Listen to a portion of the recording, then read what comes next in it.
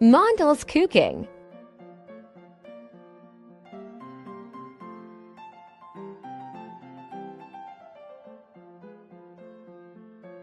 আসসালামু আলাইকুম, কেমন আছেন সবাই? আজ আমি বানাবো পাকা কলার কেক। তো বাড়িতে অনেক সময় দেখবেন এরকম ধরনের কলাগুলো থেকে যায়, শুকনো হয়ে যায়, কেউ খেতে চায় না, তখন বাড়িতে সহজেই কিন্তু কেক তৈরি করতে পারবেন।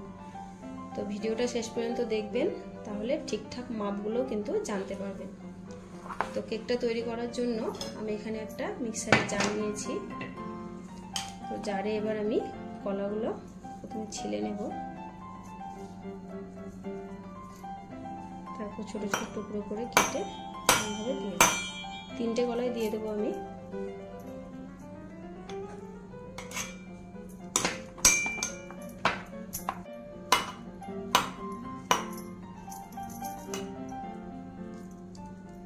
সব কলাগুলো ছিলে আমি মিক্সারের জারে দিয়ে দিলাম। এবার দেব এখানে এই কাপটার 1 কাপ চিনি নিয়েছি, তো চিনিটা আমি দিয়ে দেবো।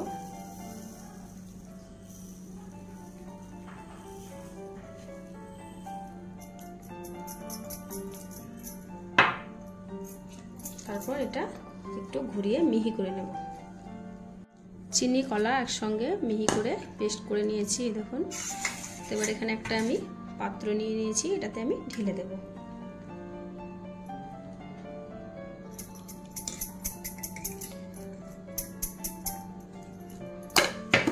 এবার দেব সাদা তেল। তো এই কাপে মেপে দিচ্ছি, এই কাপে আমি চিনিটা দিলাম। তো এই কাপে আমি 1/2 কাপ থেকে একটু কম, এতটা আমি সাদা তেল দিলাম।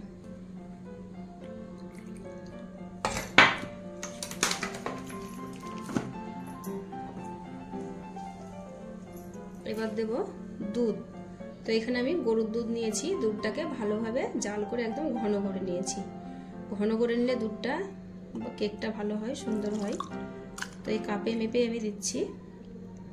এখানে 1 কাপ দিলাম, আরো 1 কাপ দিয়ে দিচ্ছি, 2 কাপ গরুর দুধ দিলাম। তারপর এটাকে আমি ভালোভাবে একটু মিশিয়ে নেব। মেশানো হয়ে গেছে, তেল দুধ একসঙ্গে সবকিছু। এবার আমি দেব আটা। তো এখানে আমি গমের আটা নিয়েছি, দেখুন। তো আমি গমের আটা দিয়েই কেকটা তৈরি করব। তো আমি এটাতেও আমি একটা কাপ নিয়েছি, যে কাপটাতে চিনি দিলাম, তেল দিলাম, দুধ দিলাম, সেটাতে আমি আটাটা দেব। তো মেপে দিচ্ছি এটাতে।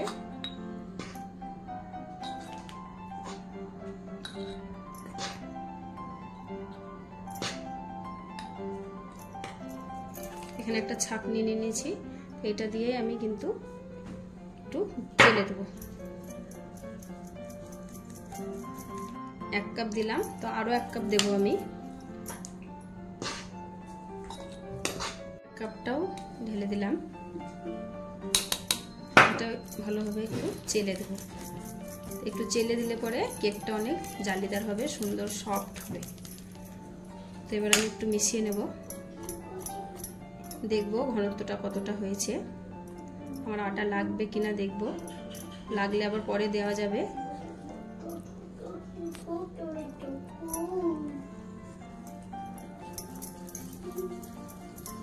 আটাটা আমার মেশানো হয়ে গেছে, দেখুন ঘনত্বটা কেমন হয়েছে দেখুন। তো কেকটা তৈরি করার জন্য কিন্তু আটার ঘনত্বটা এরকমই হবে। তো আমার ঘনত্বটা ঠিকঠাকই হয়েছে। তো আমার এটার জন্য 2 কাপ কিন্তু আটা লেগেছে। তো আমি আটা দিয়ে করলাম, আপনারা চাইলে ময়দা দিয়েও করতে পারেন। এবার আমি বাকি উপকরণ দেব। তো এখানে দেব এবার এখানে বেকিং পাউডার এখানে দেব এই চামচা, 1 চামচা। আর বেকিং সোডা দেব এটা 1/2 চামচা। আর দেব ভ্যানিলা এসেন্স। তো আমি ভ্যানিলা এসেন্স দিচ্ছি, আপনারা চাইলে কিন্তু এলাচও দিতে পারেন। এই ঢাকনার 1 ঢাকনা দিয়ে দিলাম। তারপর এটা মিশিয়ে নেব ভালো করে।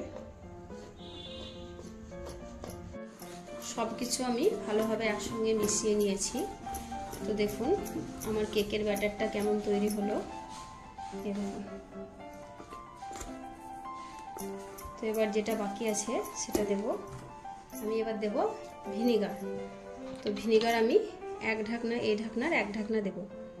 আমি যেহেতু ডিম ছাড়া কেকটা তৈরি করছি তাই একটু ভিনিগার দিলাম। আর আপনারা যারা ডিম পছন্দ করেন ডিম দিয়েও কেকটা তৈরি করতে পারেন, তাহলে আর ভিনিগারের প্রয়োজন হবে না। আর ডিম দিলে কিন্তু দুটো ডিম দিলেই হবে। আবারও আমি একটু মিশিয়ে নেব। কেক তৈরি করার জন্য আমার কেকের মিশ্রণটা সম্পূর্ণ তৈরি হয়ে গেছে। এই দেখো এরকমভাবে কিন্তু মিশ্রণটা তৈরি করতে হবে। এবার কেকটা তৈরি করার জন্য আমি এখানে একটা অ্যালুমিনিয়ামের বাটি নিয়েছি, একটু বড় সাইজের বাটি নিয়েছি, যেহেতু 3টে কলা দিয়ে করব আর ফুলবে অনেকটা, তার জন্য একটু বড় দেখে বাটিটা নিয়েছি। তার সাইজের একটা কাগজ আমি গোল করে কেটে নিয়েছি। এবার আমি একটু সাদা তেল এই বাটিটার তলায় একটু বুলিয়ে দেবো।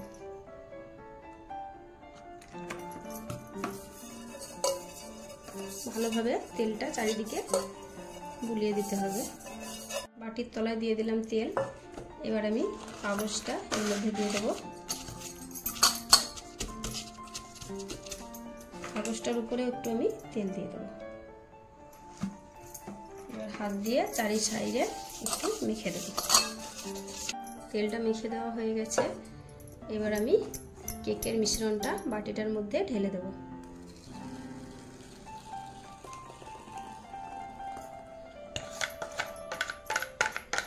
মিশ্রণটা সব আমি ঢেলে দিয়েছি। এবার হালকাভাবে একটু এরকমভাবে ঠুকে দেবো যাতে ভেতরের হাওয়াটা বের হয়ে যায়। গ্যাসের চুলোয় যেহেতু কেকটা আমি তৈরি করব তাই একটা কড়াইয়ে আমি লবণ দিয়ে দিয়েছি, একটু বেশি করে লবণ দিয়েছি। তো লবণটা আমি 10 মিনিট হাই ফ্লেমে গরম করে নিয়েছি। এবার আমি একটা স্ট্যান্ড দিয়ে দেব। স্ট্যান্ডের উপর আমি কেকের বাটিটা বসিয়ে দিলাম। এবার এটা আমি একদমই লো করে দেব। তারপর একটা ঢাকা দিয়ে দিলাম। তো আরো একটা ঢাকা আমি দেব যাতে ভেতরের তাপটা বাইরে বেরিয়ে না আসে। তারপর আমি এটা 40 মিনিট কুক হতে দিলাম।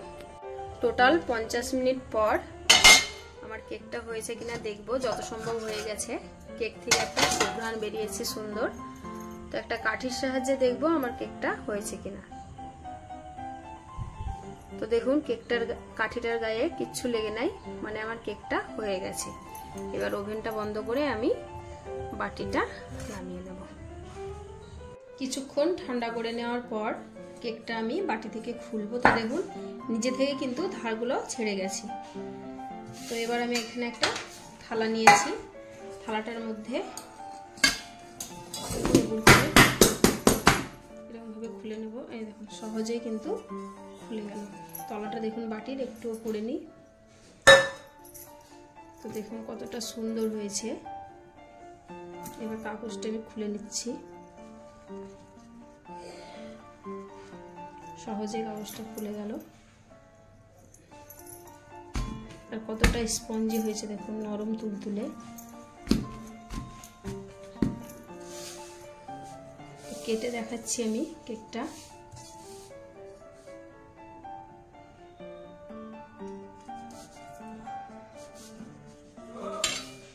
কতটা সুন্দর আর কতটা স্পঞ্জি হয়েছে দেখুন।